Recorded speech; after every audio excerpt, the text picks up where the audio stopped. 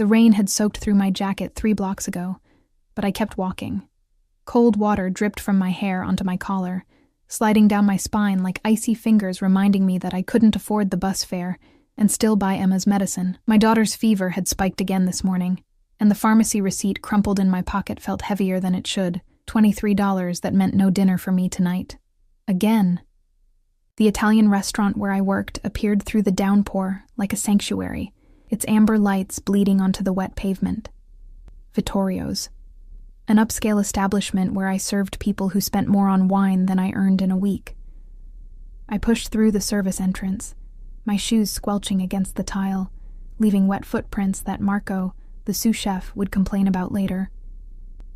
"You're dripping everywhere, Lily," he called from the kitchen, but his voice held no real annoyance. Marco had 3 kids of his own. He understood. I changed into my uniform in the cramped staff bathroom, peeling off my soaked clothes with fingers that had gone numb. The black dress and white apron transformed me into someone presentable. Someone who belonged in a place with cloth napkins and crystal glasses. I pulled my damp hair into a tight bun, ignoring how pale my reflection looked. The fluorescent bulb above the mirror flickered, casting shadows under my eyes that made me look older than 26. The dinner shift started the way it always did. A blur of orders, fake smiles, and the constant awareness of staying invisible. Rich people didn't want to see their servers as real humans. They wanted ghosts, who appeared with food and vanished just as quickly. I'd perfected the art of being both present and absent, threading between tables with practiced efficiency. "Table 12 needs attention," Susan, the floor manager, whispered as she passed. "VIP reservation. Keep them happy." Table 12 sat in the corner, the most private spot in the restaurant, flanked by tall plants and positioned away from the main dining area. I approached with my order pad ready, my professional smile fixed in place, but stopped short when I saw him. He sat alone at a table meant for 4, and the space around him seemed charged with something electric, something dangerous. Dark hair swept back from a face too beautiful to be real, sharp jawline, straight nose, and eyes so intensely blue they looked almost unnatural in the candlelight. His suit probably cost more than my entire year's rent, charcoal gray and tailored so perfectly it might have been sewn directly onto his body. But it wasn't the expensive clothes that made my breath catch. It was the stillness. He didn't fidget, didn't check his phone, didn't look around nervously like most people eating alone. He simply existed in that space with absolute certainty, as if the restaurant, the entire world, had arranged itself around him. 2 men in dark suits flanked the entrance near his table, not sitting, just watching. Security, obviously. "Good evening, sir. Can I start you with something to drink?" My voice came out steadier than I felt. He looked up, and the full force of his attention hit me like a physical thing. Those blue eyes traveled over my face with unsettling intensity, as if he were memorizing every detail, cataloging every freckle and shadow. The silence stretched too long. Behind me, I heard the quiet murmur of other diners, the clink of silverware, but at this table, the world had gone quiet. "Red wine," he said finally. His voice was low, accented, Italian but refined, educated. "The Barolo. Bring the bottle." I nodded, grateful for the excuse to leave that penetrating stare. The wine cellar key trembled slightly in my hand as I descended the narrow stairs. "Get it together, Lily. He's just another customer," except he wasn't. And some instinct I couldn't name whispered that I should run, should call in sick, should never have come to work tonight. The Barolo sat on the 3rd shelf, dusty and expensive. $400 for a bottle of wine. I'd never even tasted wine that cost more than $8. As I reached for it, my sleeve caught on the edge of the shelf, and I watched in slow-motion horror as the bottle tilted, tipped, and tumbled toward the concrete floor. I lunged forward, caught it against my chest, but the momentum sent me stumbling backward. My hips slammed into the shelf behind me, rattling other bottles, and pain exploded through my side. I gasped, clutching the wine like it was Emma's life I'd saved. Not just glass and fermented grapes. "Jesus," I breathed, checking the label, intact. Thank God. My hands shook as I carried it upstairs, trying to ignore the throbbing in my hip. He watched me approach with those unsettling eyes. I showed him the label, performed the opening ritual with mechanical precision, poured exactly 3 ounces into his glass. He didn't taste it immediately. Instead, he studied me with that same unnerving focus. "You're hurt," he observed. "I'm fine, sir." "Are you ready to order? You're favoring your left side. What happened?" His tone held no warmth, just flat statement of fact. "Nothing. Really. The kitchen recommends sit down." The words weren't loud, but they carried absolute authority. Every instinct screamed at me to refuse, to maintain professional distance. But something in his voice bypassed my rational mind and spoke directly to some deeper part of me that recognized power when it heard it. "Sir, I can't sit." One word. Final. My legs folded before I could think better of it, lowering me into the chair across from him. This was wrong. Susan would fire me. Customers didn't fraternize with servers. But his eyes held mine, and I couldn't seem to move. "Show me." He gestured toward my hip. "It's nothing, just a bruise. I should really—" He raised one hand, and instantly, one of the security men appeared at the table. They hadn't walked over. It was as if he'd materialized from shadows.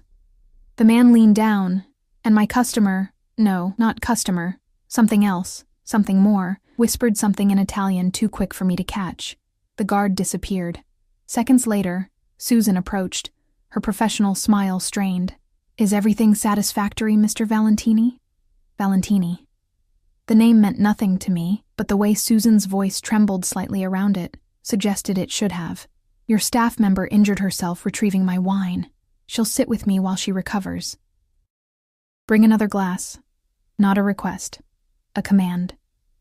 Susan's eyes found mine, wide with something between shock and warning, but she nodded. "Of course. Right away." I stared at the man across from me, Valentini, trying to understand what had just happened. He poured wine into the second glass that appeared, sliding it across the white tablecloth toward me. "I don't drink on shift," I managed. "You do now. Drink. It helps with pain." "Sir." Dante, his lips curved into something that might have been a smile on someone less dangerous. "My name is Dante Valentini. And you are?" "Lily." The word slipped out before I could stop it. "Lily Morrison. Lily." He repeated my name like he was tasting it, rolling it around his mouth like the wine. "You have a daughter." Ice flooded my veins. "How did you—" "There's a photograph. In your apron pocket. The corner is visible." He gestured with his wine glass, and I looked down to see Emma's school picture peeking out from my pocket. I'd forgotten it was there. "She's 4, I heard myself say, though alarm bells rang in my head. "Don't tell him anything. Don't engage." And her father. Not in the picture. My voice came out harder than intended. Dante's expression didn't change, but something flickered in those blue eyes. Calculation, maybe, or interest. "Drink your wine, Lily." I lifted the glass with shaking hands. The wine tasted like liquid velvet, rich and complex. Nothing like the cheap bottles I'd occasionally shared with my roommate before Emma was born, before everything fell apart. It warmed my throat, my chest, spreading heat through my cold, tired body. "You work 2 jobs, he stated. Not a question. "How do you—" "Your hands." He gestured toward them. Calluses on the palms suggest manual labor. Waitressing doesn't create those patterns. "Cleaning, perhaps. And you walked here in the rain rather than taking the bus. Financial difficulty." I set down the glass, fear cutting through the wine's warmth. "Are you a cop?" That almost smile appeared again. "No, Lily. I'm not a cop." "Then what are you?" "Hungry." He picked up the menu, those blue eyes never leaving my face. "Order for both of us, whatever you think is best." "I can't. I have other tables." "No, you don't. I bought out the restaurant for the evening." "Everyone else here is mine. Now choose." The words didn't make sense. Bought out the restaurant? I glanced around and realized with dawning horror that he was right. The other diners, the men in suits scattered throughout, they all carried themselves with that same coiled alertness as his security. This wasn't a normal dinner service. This was something else entirely. Why? My voice came out as a whisper. Because I wanted privacy. Order the food, Lily. My hands trembled as I wrote down items from memory. The osso buco, risotto, grilled vegetables. Dante watched me write, his fingers drumming a slow rhythm on the table. The sound seemed too loud in the strange bubble of silence around us. When I stood to leave, his hand shot out, catching my wrist. Not hard, but firm. His skin was warm, his grip careful, and electricity shot up my arm at the contact. After dinner, he said quietly, we're going to talk, really talk. And you're going to tell me about Emma's father. Why would you possibly care about... Because 3 weeks ago, a man named James Morrison stole from me $600,000, and then he disappeared. His thumb brushed across my pulse point, feeling my heart race. Tell me, Lily, how much do you know about your ex-boyfriend's activities? The world tilted. James had stolen from this man. This beautiful, dangerous man with security guards and enough money to buy out entire restaurants. The room spun, and I gripped the edge of the table. I haven't seen James in 3 years, not since Emma was born. He left us. Convenient timing. It's the truth. Perhaps. Dante released my wrist, leaving my skin feeling cold where his fingers had been. But the truth has many layers, doesn't it? And I'm very good at peeling them back. Go. Bring the food. Then we'll see how honest you really are. I walked toward the kitchen on legs that barely held me, my mind racing. James had stolen from the Mafia. Because that's what Dante Valentini was, I understood that now with crystal clarity. The security, the power, the way everyone deferred to him. And somehow, impossibly, I'd been pulled into his orbit because the father of my child had committed a crime I knew nothing about. The kitchen felt too hot, too bright. I placed the order with Marco, who gave me a strange look, but said nothing. Through the service window, I could see Dante at his table, swirling wine in his glass, those blue eyes fixed on the kitchen door. Watching. Waiting. My phone buzzed. A text from Mrs. Chen, my neighbor who watched Emma when I worked late. Fever down to 99. She's sleeping. Don't worry. But how could I not worry? How could I focus on anything except the fact that a mafia boss knew my name, knew about Emma, and thought I was somehow connected to a theft I'd never heard of until 5 minutes ago? I carried the plates out with mechanical precision, set them before Dante with hands that wanted to shake but didn't dare. He gestured to the chair again, and again.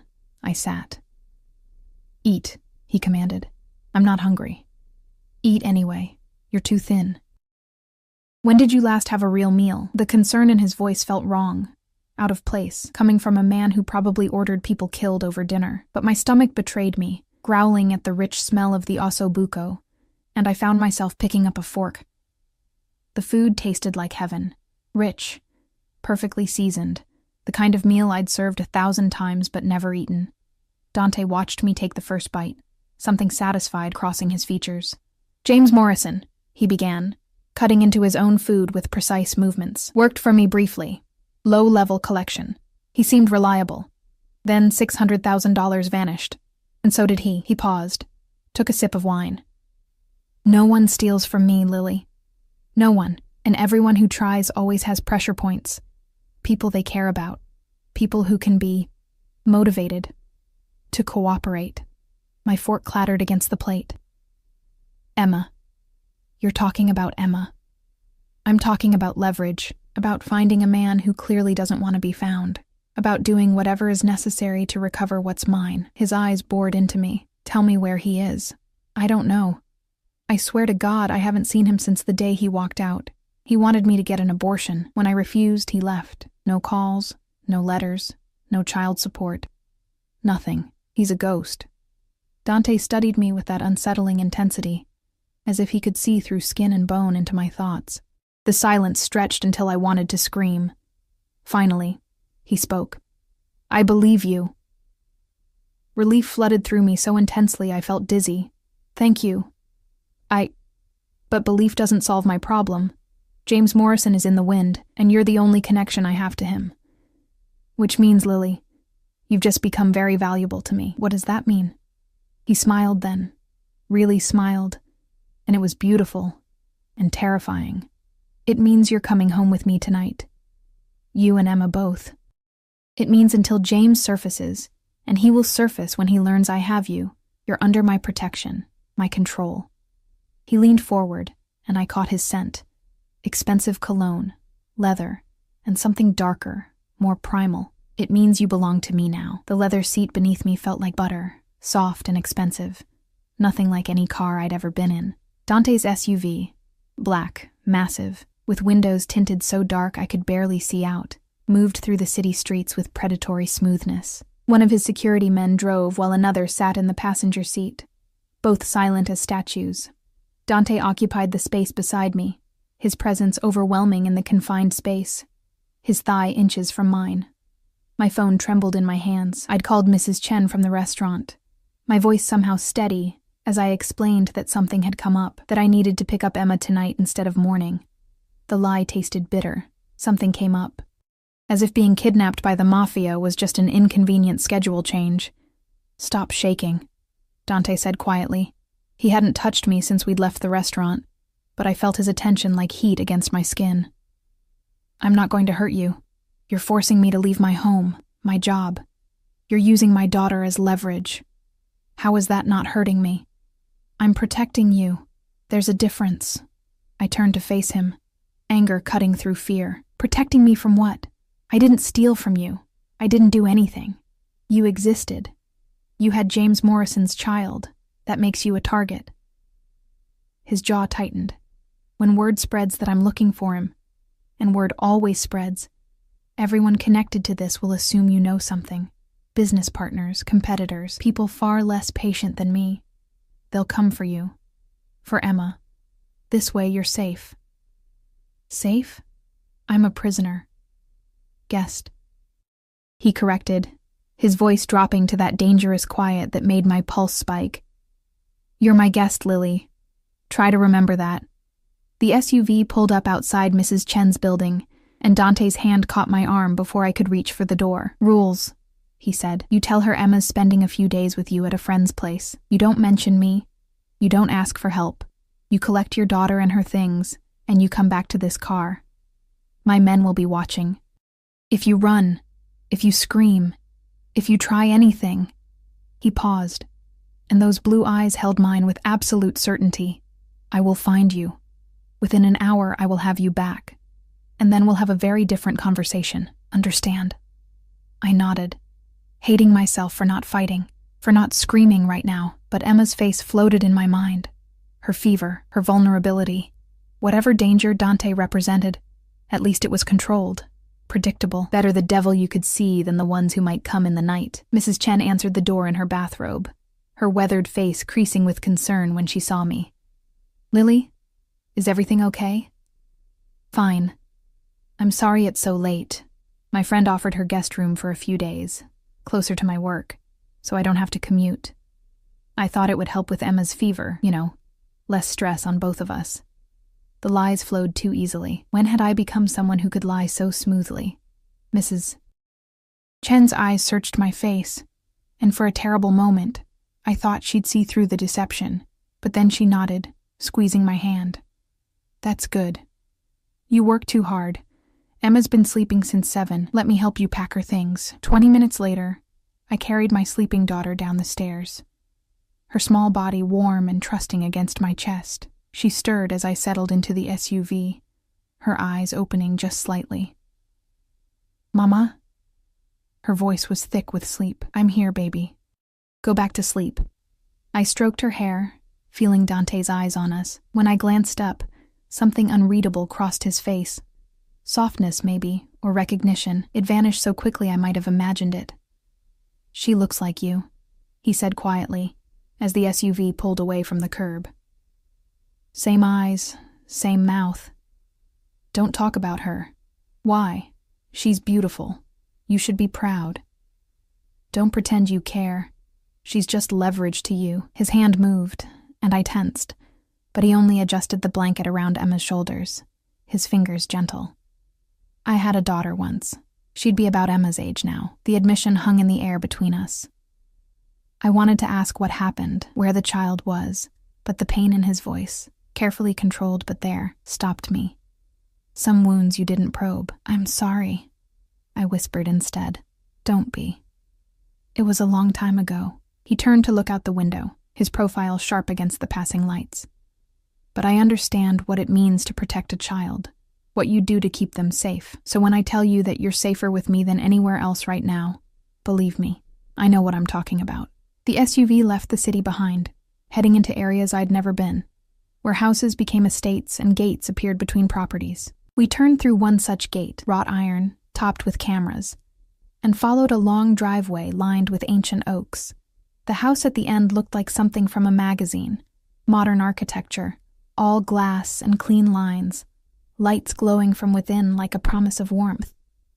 Or a very beautiful cage. Welcome home, Dante said as the vehicle stopped. Staff appeared before I could fully process the surroundings. A woman in her 50s with kind eyes and graying hair approached, her smile genuine as she looked at Emma. This is Maria, Dante explained. She manages the house. Maria, this is Lily Morrison and her daughter, Emma. They'll be staying with us. Prepare the guest suite, the blue room, I think.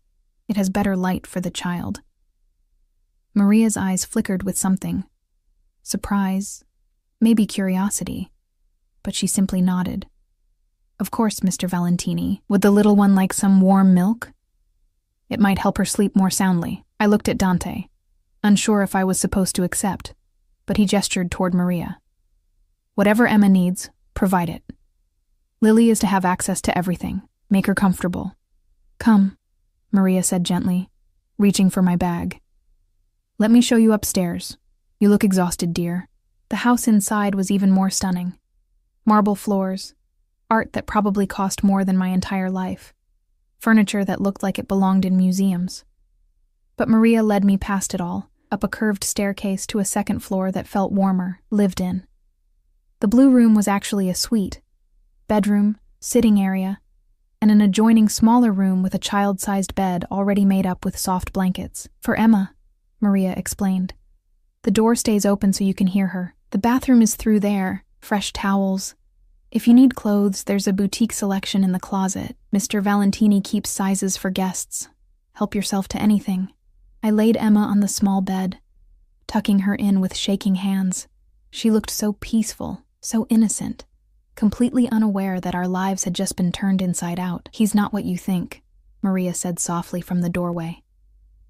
I turned to face her. You don't know what I think. I see your eyes. You're terrified. But Mr. Valentini, Dante, he's not a monster. Dangerous, yes. Powerful, absolutely, but not cruel. Not to women and children. He kidnapped me. He protected you.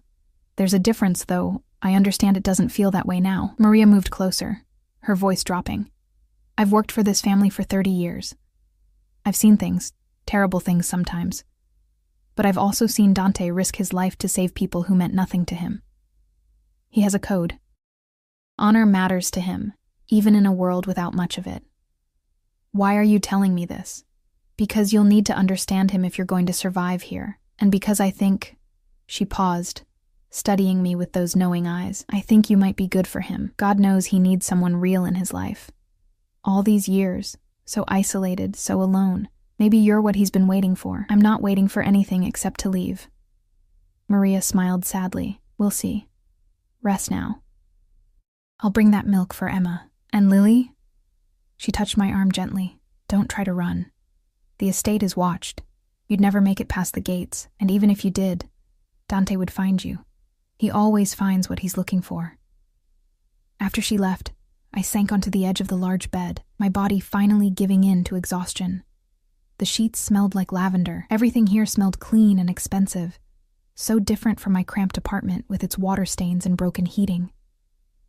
Emma slept peacefully in the next room, her breathing steady, and I let myself cry silently, tears dripping onto silk pillowcases that probably cost more than my monthly rent. A soft knock interrupted my breakdown.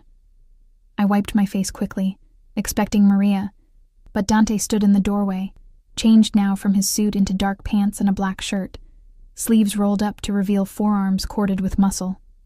He looked younger like this, less formally dangerous, though no less intimidating. "May I come in?" As if I could say no, I nodded, and he entered, closing the door partway. Enough for privacy, but open enough that I could still hear Emma if she woke. "You've been crying."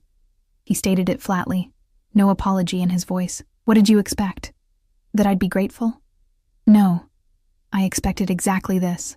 He moved to the window, looking out at the dark grounds. "You think I'm a monster. That's fair. In many ways I am, but I need you to understand something, Lily. James Morrison didn't just steal money from me. He stole from a fund meant for families of men who've died in my service. Widows, children, people who depend on that money to survive." The words shifted something in my understanding. I'd assumed James had stolen from Dante personally, some vanity account, but this was different. Worse.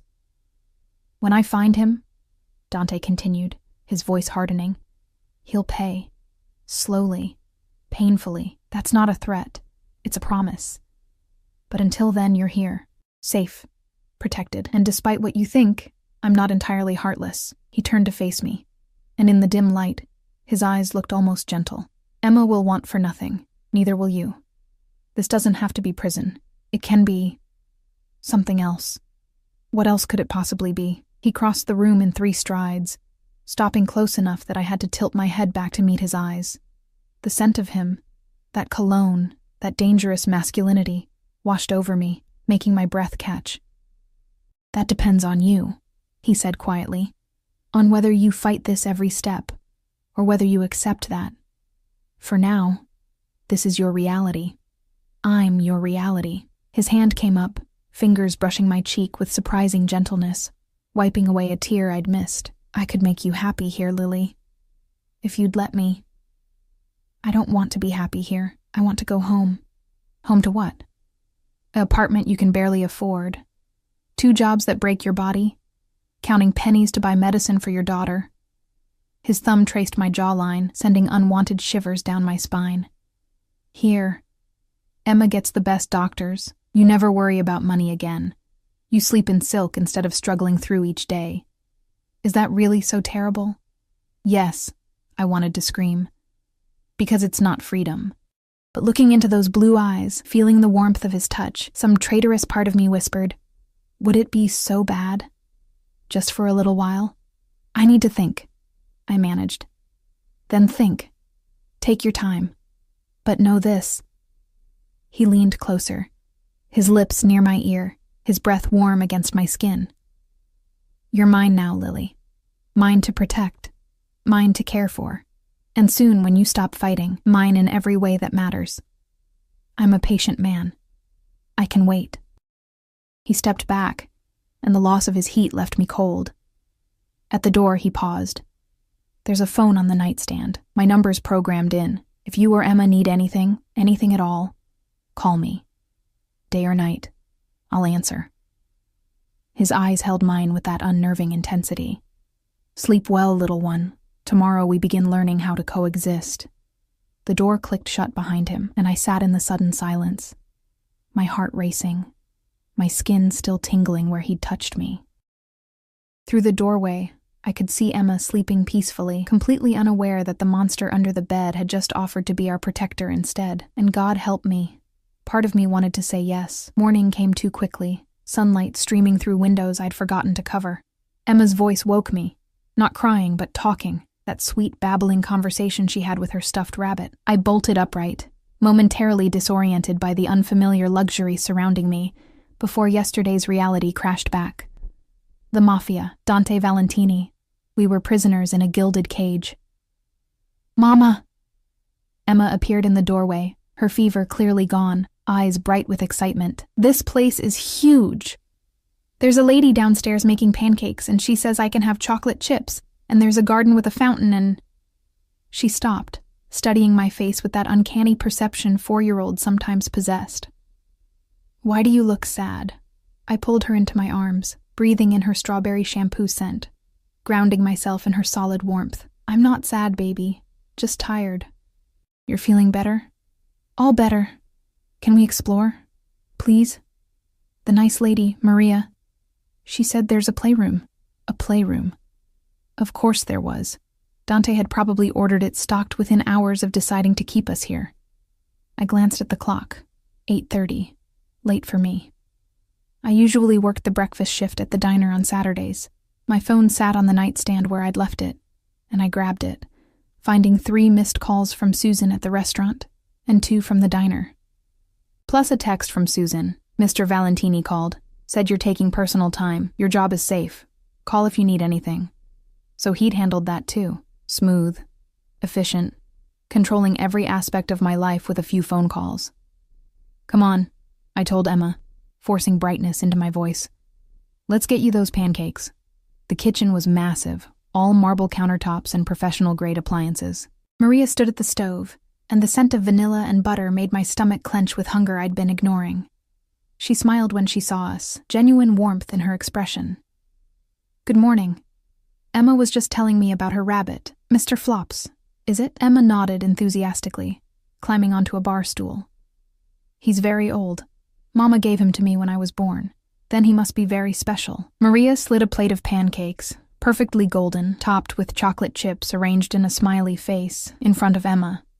And for you, Lily. Coffee? I have breakfast ready.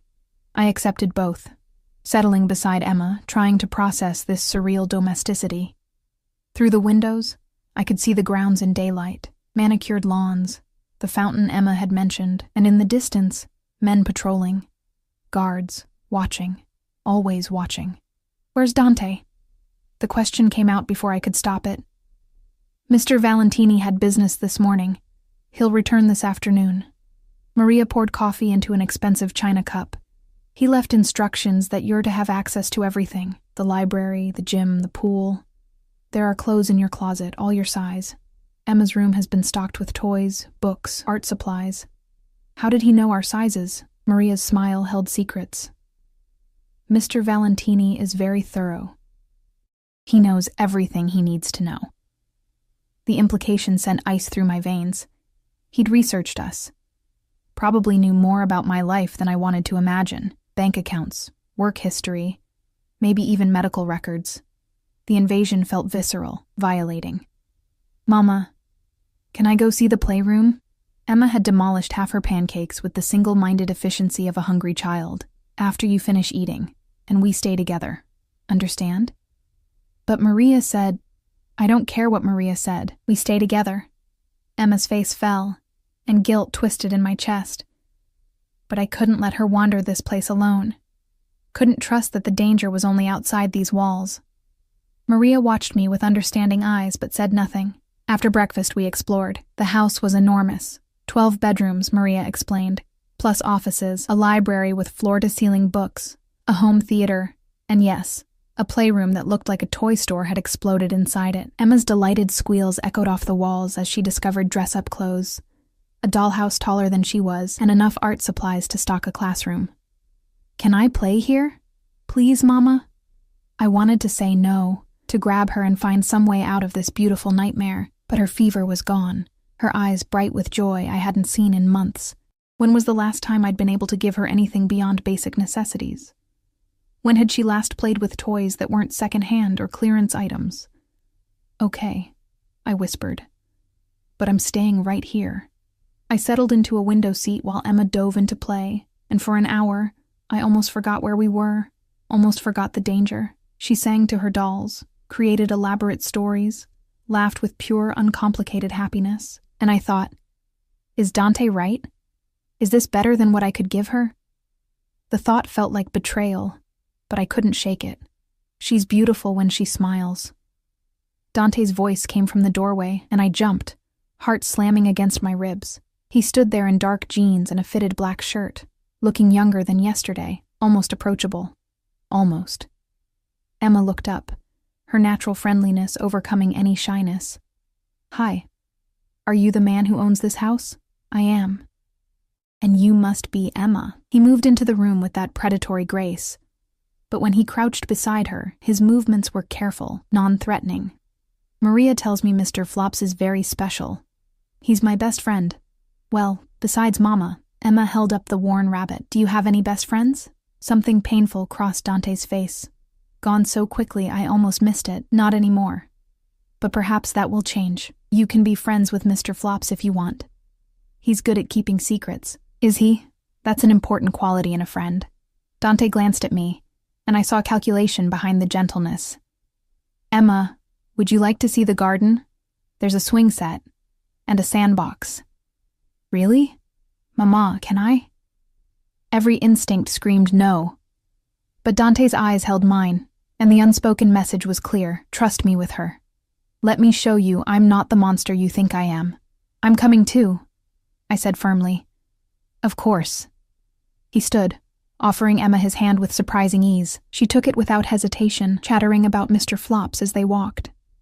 I followed, watching how carefully Dante matched his stride to her small steps, how he listened to her rambling stories with apparent genuine interest. The garden was spectacular, roses in full bloom, pathways winding between flower beds, and yes, a professional playground setup that probably cost more than a car. Emma made a beeline for the swings, and I pushed her, her laughter carrying on the breeze. Dante stood nearby, hands in his pockets, watching us with that intense focus.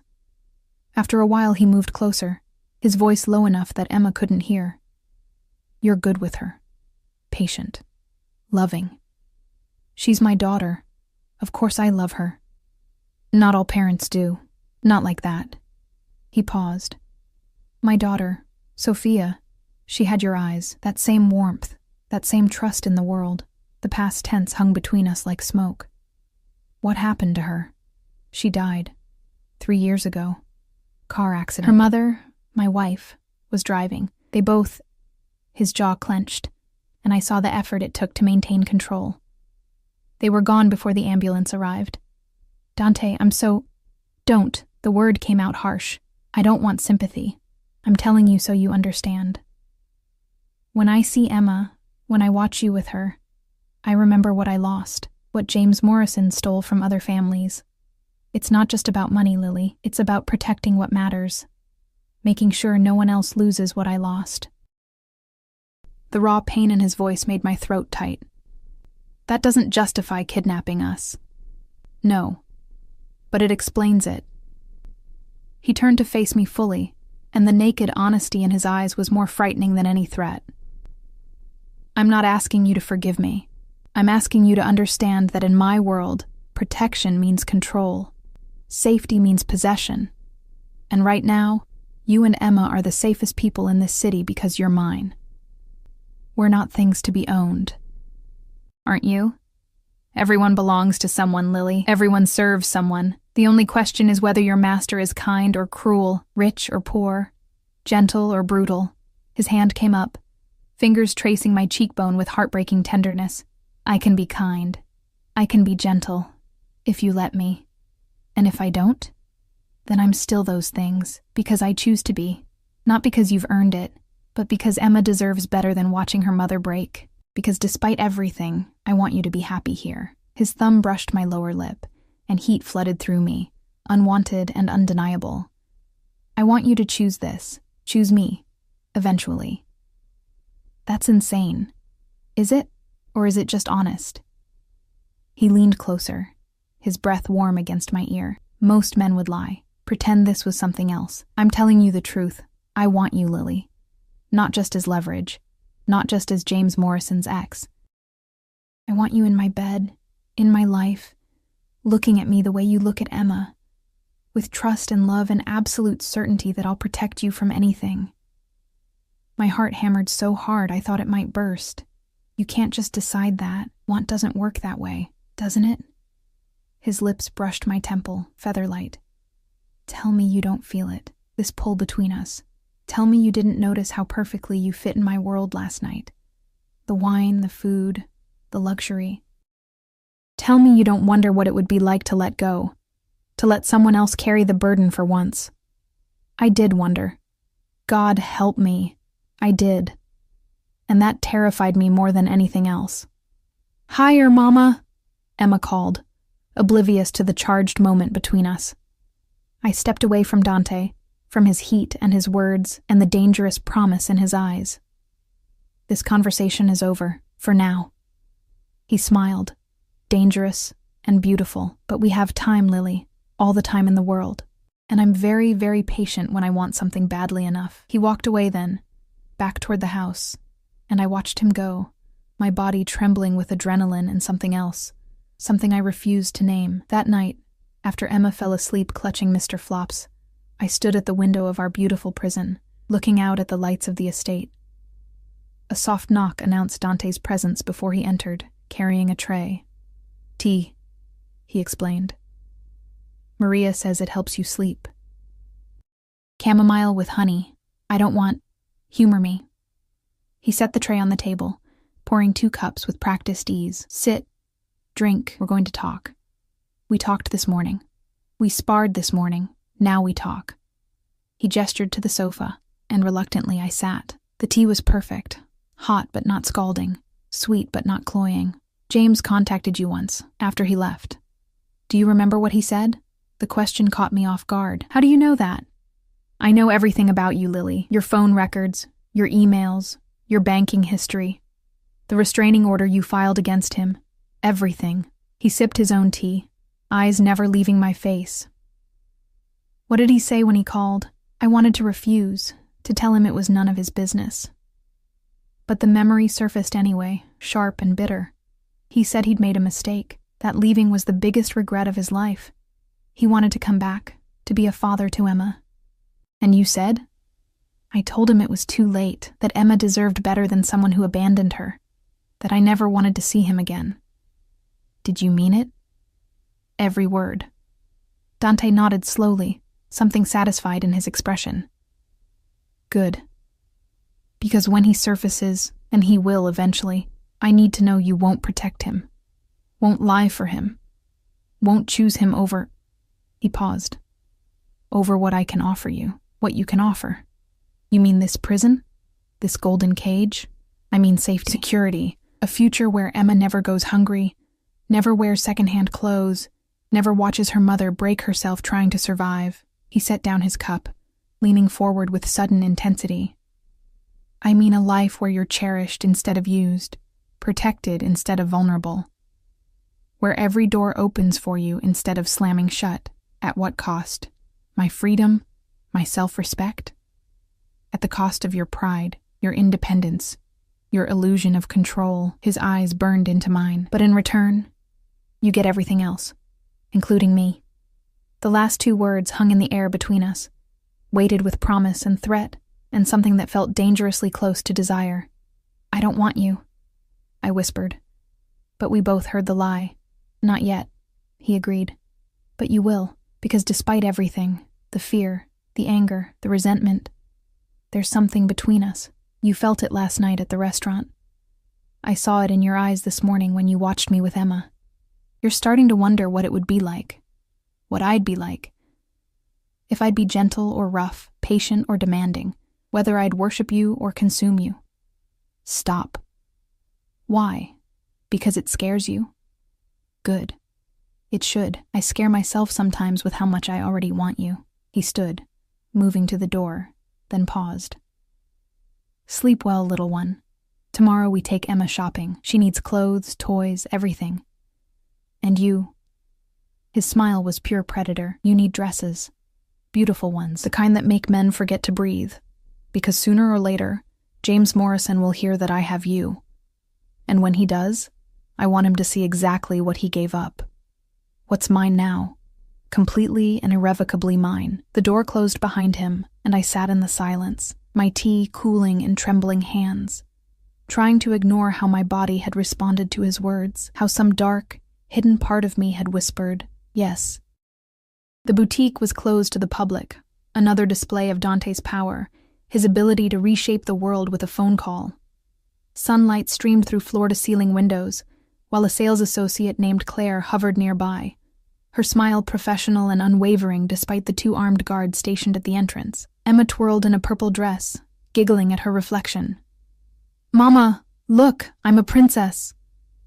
"You're always a princess, baby." I tried to keep my voice light, normal, as if this were just another shopping trip, and not a carefully orchestrated performance. Dante sat in a leather armchair, watching us with that unsettling intensity, his long legs crossed, looking every inch the powerful man who owned everything in his line of sight, including us. "The purple suits her," he said. "We'll take it, and the pink one. The yellow sundress. All of them." "Sir, that's 12 dresses." "I'm aware. Add shoes to match each outfit, and whatever accessories your professional judgment recommends." His eyes shifted to me. "Now, Lily, your turn." "I don't need—" "You need everything. Claire, show her the evening collection. Something red, I think. To match that fire she tries so hard to hide." Heat flooded my cheeks. Anger or something more dangerous, I couldn't tell. Claire gestured toward a different section, and I followed, feeling Dante's gaze burning into my back. The dresses here were nothing like the clearance racks I usually shopped. Silk, satin, designer labels I'd only seen in magazines. "Mr. Valentini has excellent taste," Claire murmured, pulling out a crimson dress with a plunging neckline. "This would be stunning on you. Shall we try it?" I wanted to refuse, wanted to tell her that I wouldn't play dress-up doll for a man who'd stolen my freedom. But Emma's laughter drifted from the other room. Pure joy. And I thought of the medicine I couldn't afford last week. The shoes she'd outgrown months ago that I kept putting off replacing. The dress fit perfectly. Of course it did. Dante probably knew my measurements better than I did. The woman staring back from the mirror looked like someone else. Elegant, sophisticated, almost beautiful in the way the fabric hugged curves I usually hid under cheap uniforms.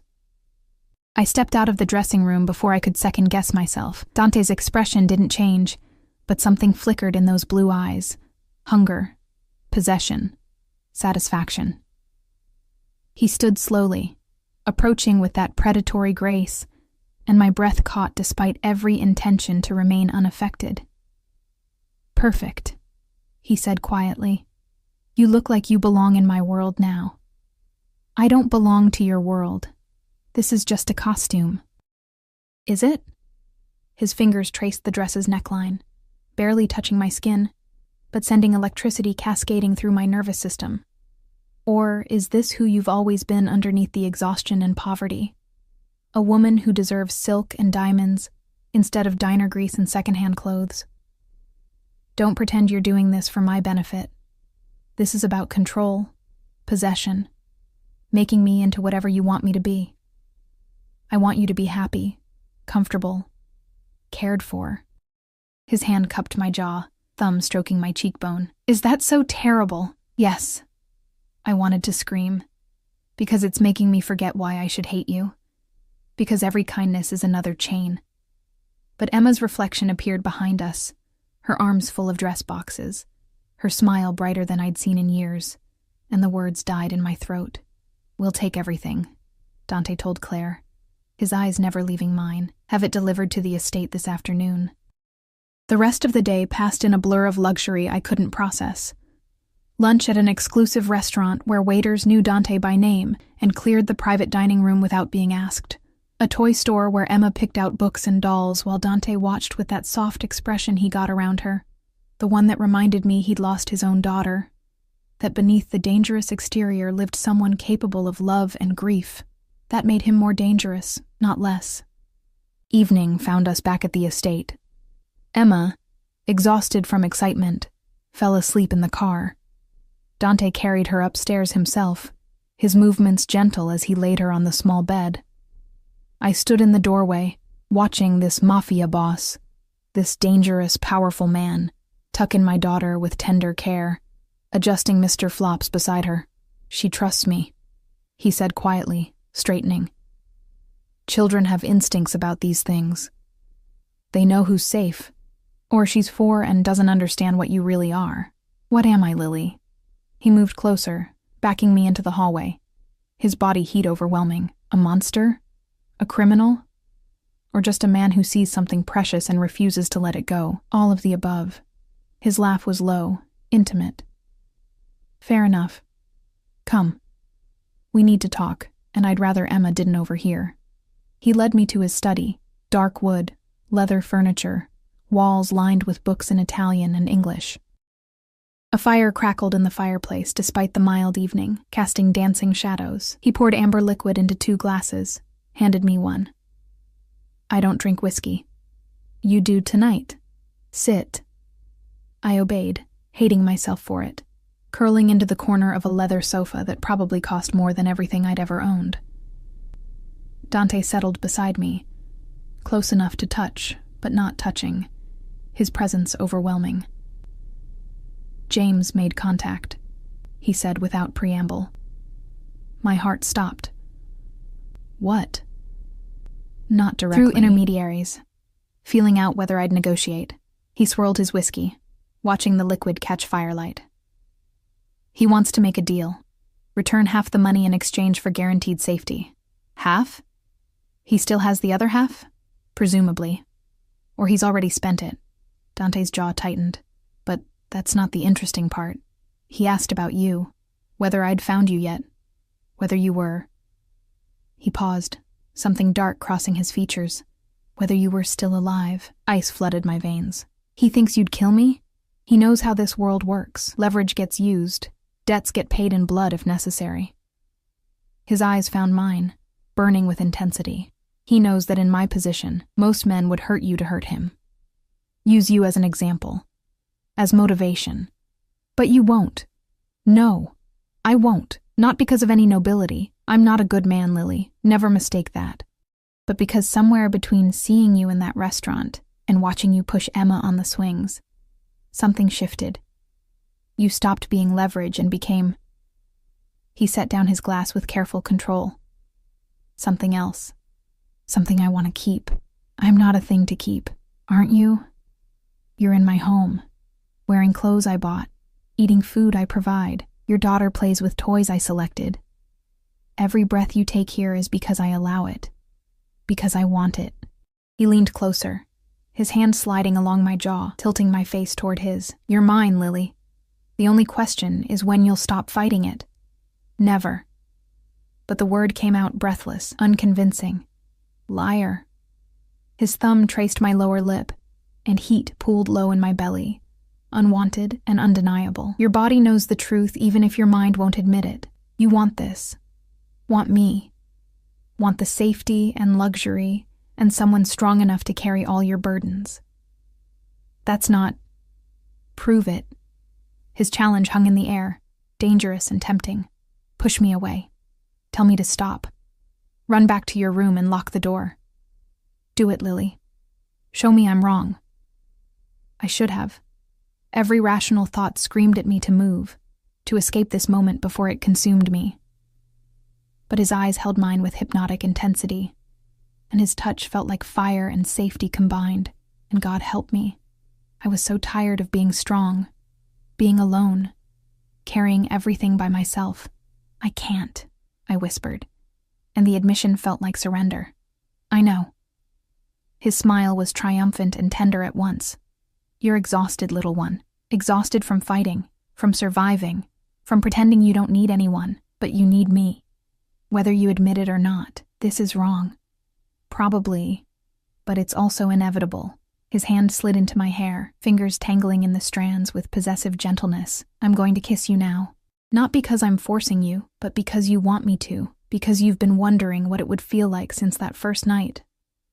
Stop me if I'm wrong. He gave me time, seconds that stretched like hours, to pull away, to refuse, to prove him wrong. But I sat frozen, my heart thundering, my body betraying every principle I thought I had. And when his lips finally met mine, soft at first, testing, I didn't push him away. I kissed him back. The whiskey taste on his tongue mixed with something darker, more intoxicating. His kiss wasn't rough or demanding. It was controlled, patient, thorough, as if he had all the time in the world to learn what made me gasp, what made me melt. His hand tightened in my hair, angling my head for deeper access, and I felt myself drowning, surrendering to sensation I'd denied myself for years. When he finally pulled back, we were both breathing hard. His forehead rested against mine, his control clearly strained. Say it, he commanded softly. Tell me you want this. The words stuck in my throat, pride and fear warring with desire and exhaustion. Lily. His voice held warning and promise. Don't lie to yourself. Not about this. My voice broke.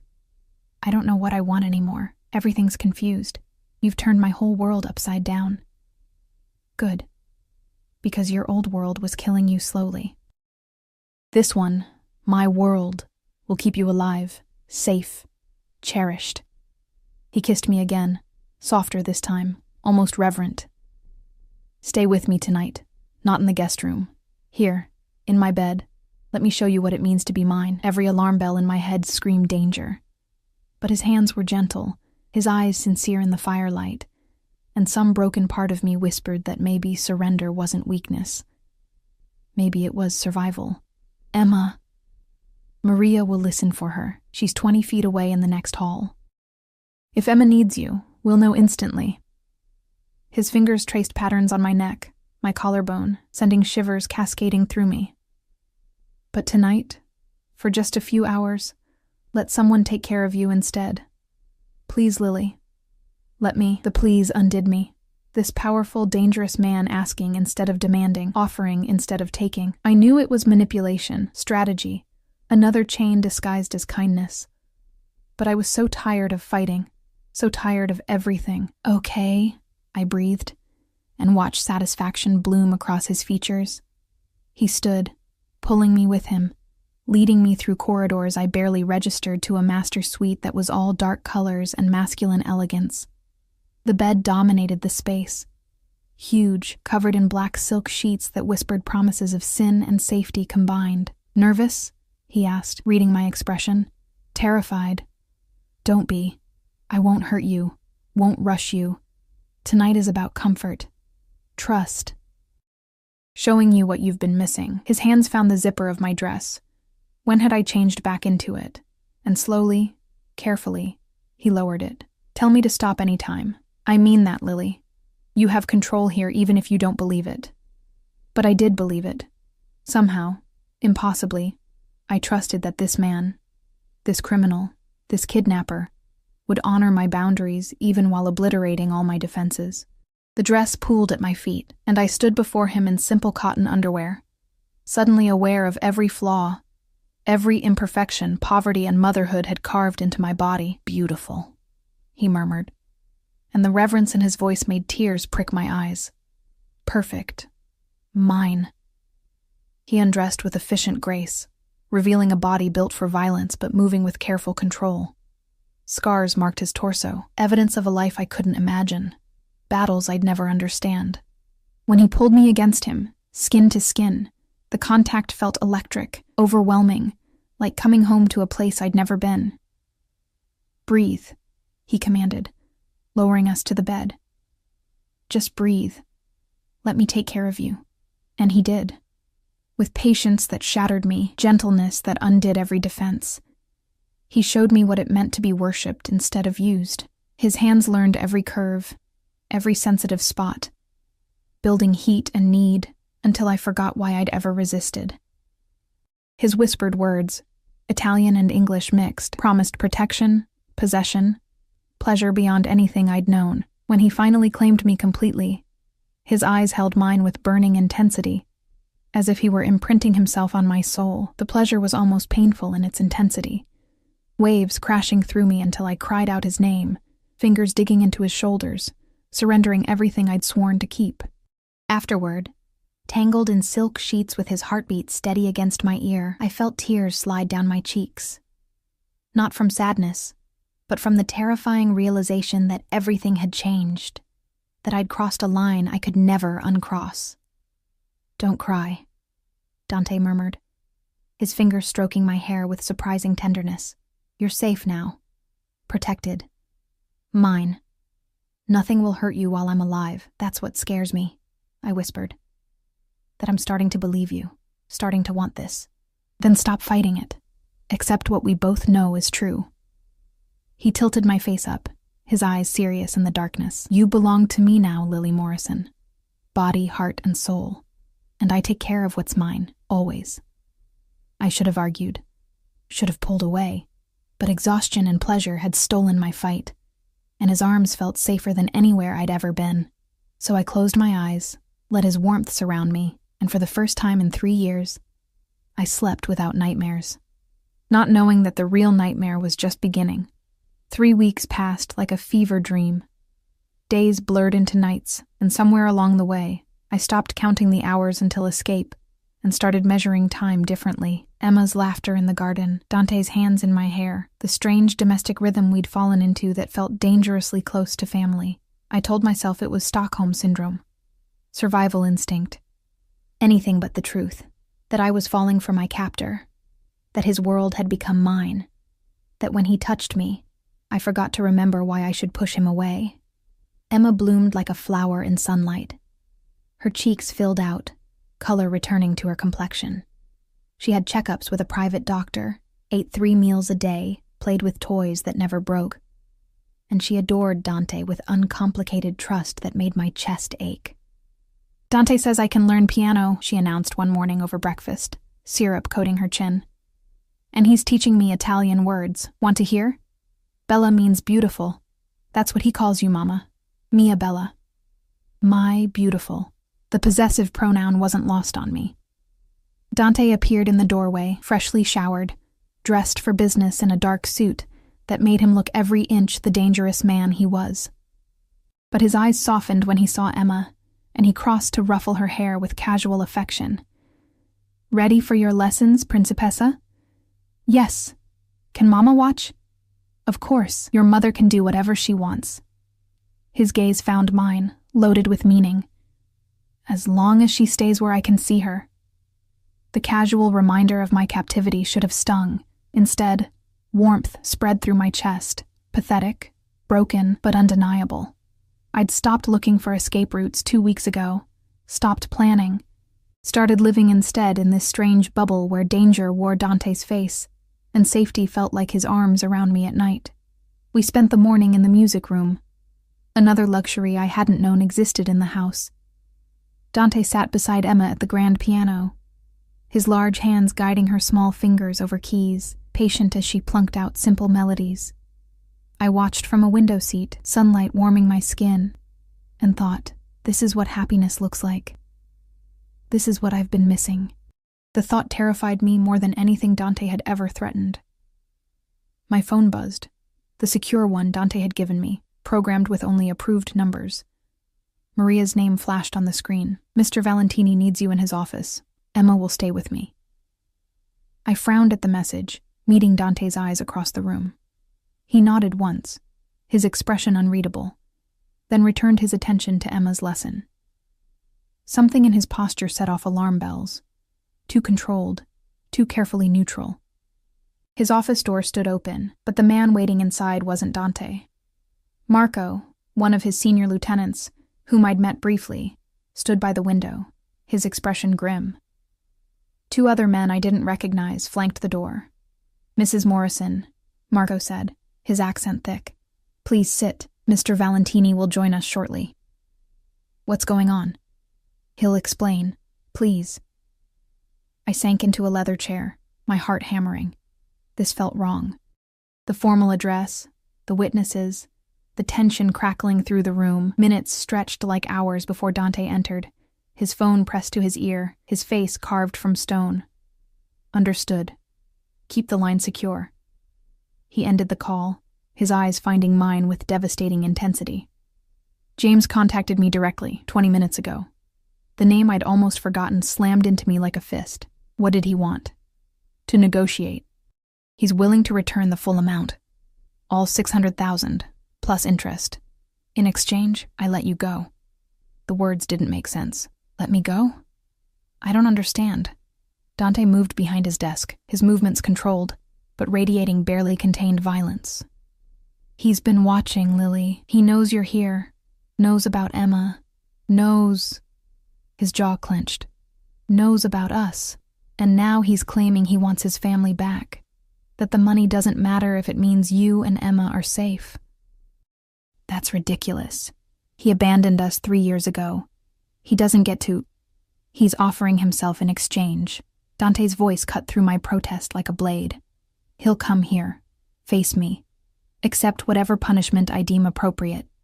As long as I release you first. unharmed, free to go wherever you want. The room spun. I gripped the chair arms, trying to process. You can't be considering this. I'm not. But you need to understand the choice in front of you. He moved around the desk, crouching before me so we were eye level, his hands gripping my knees. If I refuse, if I keep you here, James stays hidden. The money stays gone, and you remain mine. My prisoner, my lover, my... He stopped, something raw flashing across his features. Whatever we've become. And if you accept, then you're free. You and Emma both. I'll provide security, ensure James can't find you again. Set you up somewhere safe with enough money to start over properly. You can have the life you should have had. The one I took from you. Tears burned behind my eyes. Why are you telling me this? You've never given me choices before. Because in 3 weeks, you've become something I didn't expect. Something that matters more than money or pride or revenge. His hands tightened on my knees, his control fracturing. I told myself you were just leverage, then a distraction, then a convenience. But somewhere between your daughter's laughter and the way you look at me when you think I'm not watching, you became... He stopped, jaw working.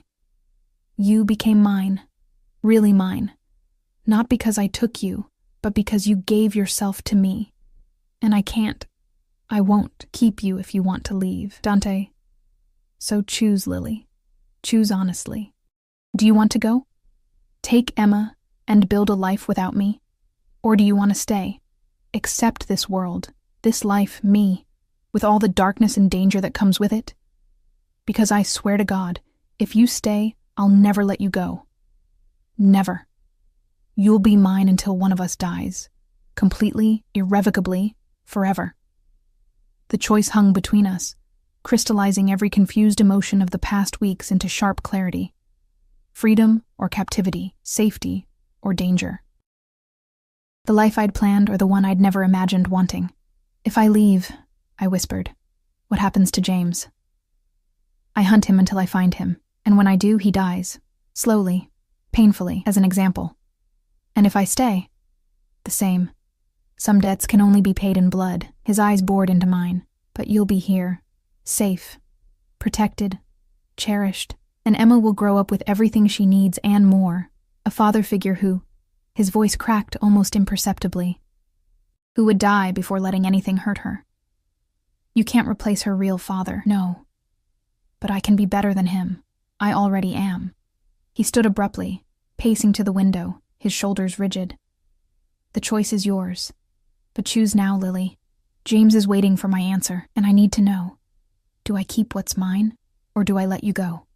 I looked at Marco and the other men, witnesses to this moment, this choice that would define everything that came after.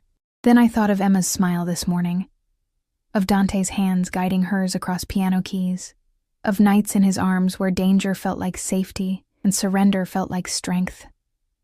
I thought of my old life, the endless exhaustion, the fear, the scraping by on nothing while the world ground me down. And I thought of this life, the luxury, yes, but more than that, the feeling of being seen, being wanted, being protected so fiercely that nothing could touch me. Was it wrong? Absolutely. Was it Stockholm Syndrome, trauma bonding, broken pieces clinging together? Probably. But it was also real. The safest, most cherished I'd ever felt. And Emma. God, Emma was thriving in ways I could never have provided alone. I need to ask Emma something, I said finally. Dante's expression shuddered. She's 4 years old. She can't make this decision. I know. But she deserves a voice. I stood on shaking legs. Give me 10 minutes.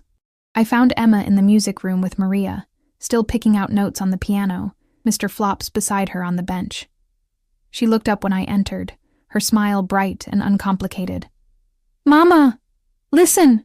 She played a simple melody, twinkle, twinkle, with concentrated precision. Beautiful baby.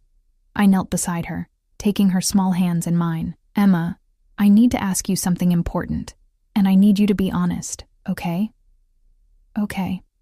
Her eyes went serious, sensing my tone. Do you like living here? With Dante and Maria? Do you feel safe? I love it here. There's so much room to play, and Dante teaches me things, and Maria makes the best cookies, and—" She paused, studying my face. "Are we leaving?" "Maybe. We could. If you wanted to." I swallowed hard. "Your other daddy, James, he wants to see us again. We could go live somewhere else, just you and me, like before." "Would you want that?" Emma's face scrunched in thought, and I watched her process with that 4-year-old logic that was sometimes clearer than adult reasoning. "Before was sad," she said finally. "You were always tired, always worried. You cried at night when you thought I was sleeping." Her small hand touched my cheek. "You don't cry here. You smile now, and Dante makes you happy. I see it." Tears spilled over before I could stop them. "Baby. I want to stay, Mama. I want Dante to be my daddy. Is that okay?" The simple words shattered something in my chest. Out of the mouths of babes, truth so pure it cut through every rationalization, every excuse, every fear. "Yeah, baby," I whispered, pulling her into my arms. "That's okay. That's more than okay."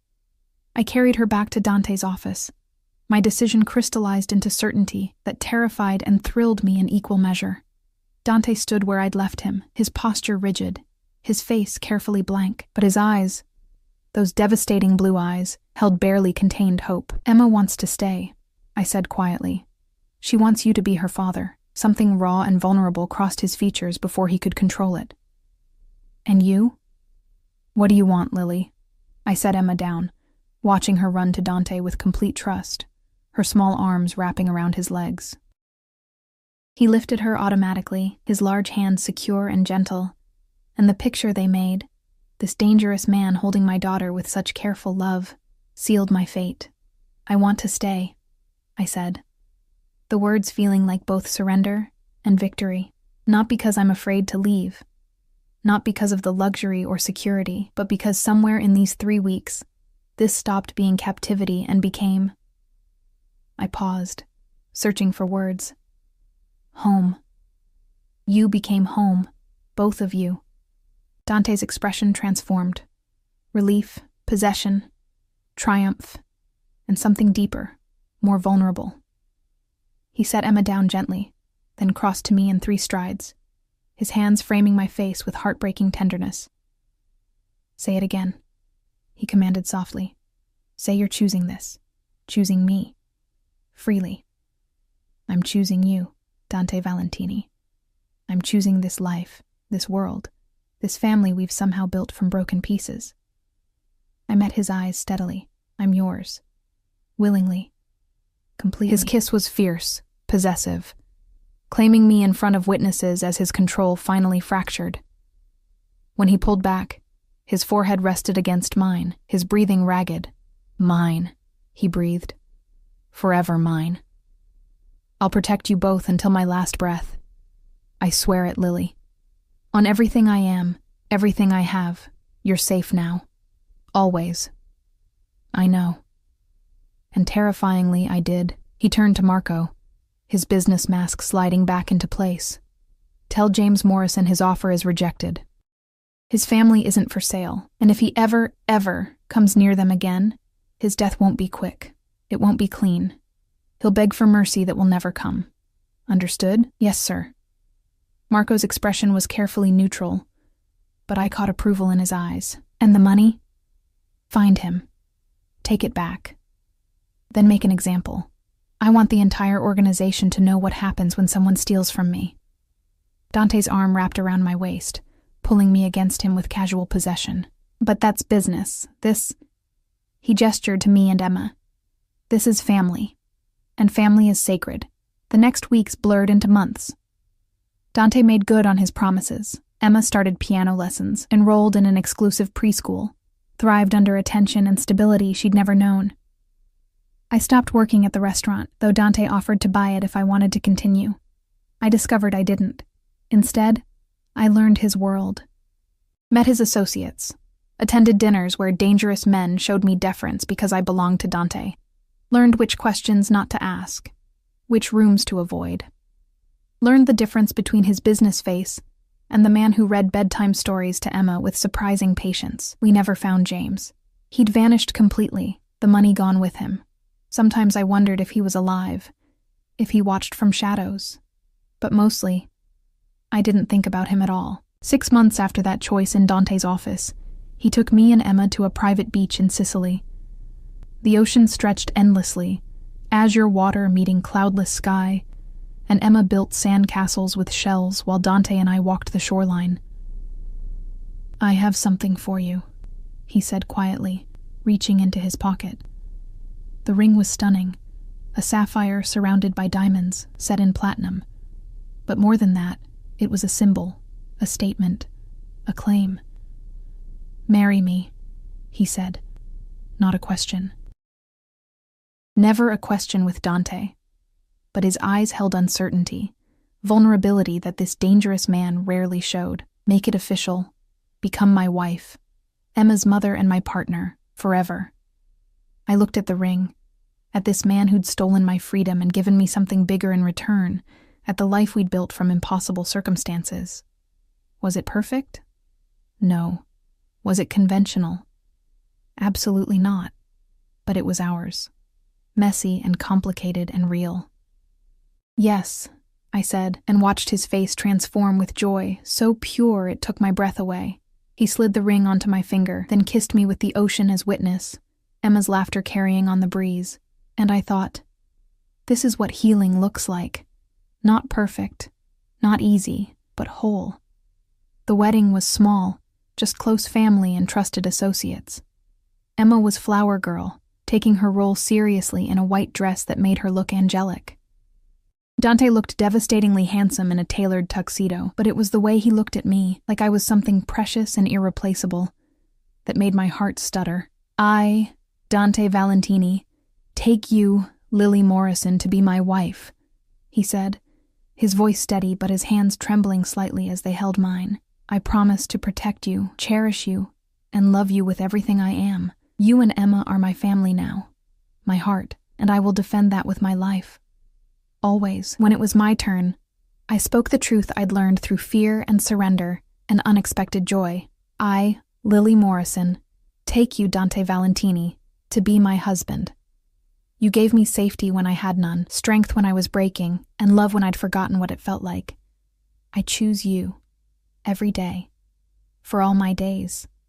The kiss that sealed our vows tasted like promises and futures and second chances neither of us had known we needed. That night, after Emma was asleep and we lay tangled in sheets, Dante's fingers traced lazy patterns on my skin.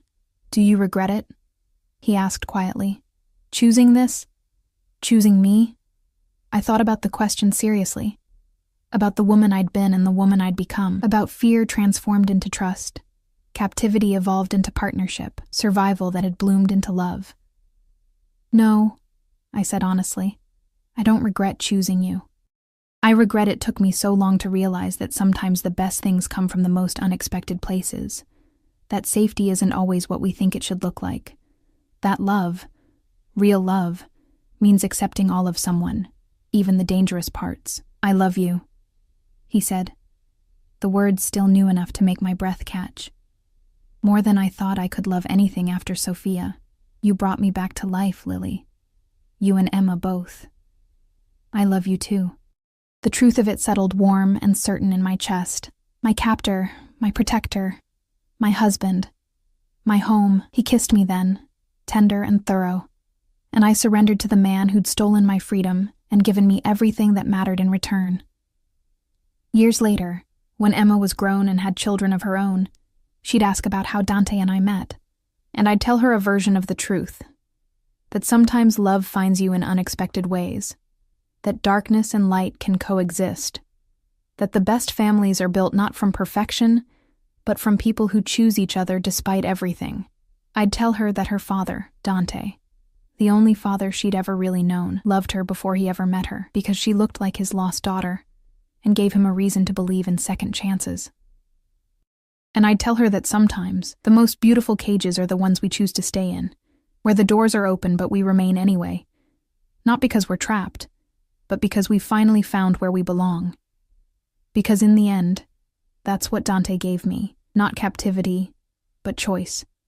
Not prison, but home. Not fear, but love so fierce it transformed everything it touched, and I'd choose it. Choose him. 1,000 times over. Every single time.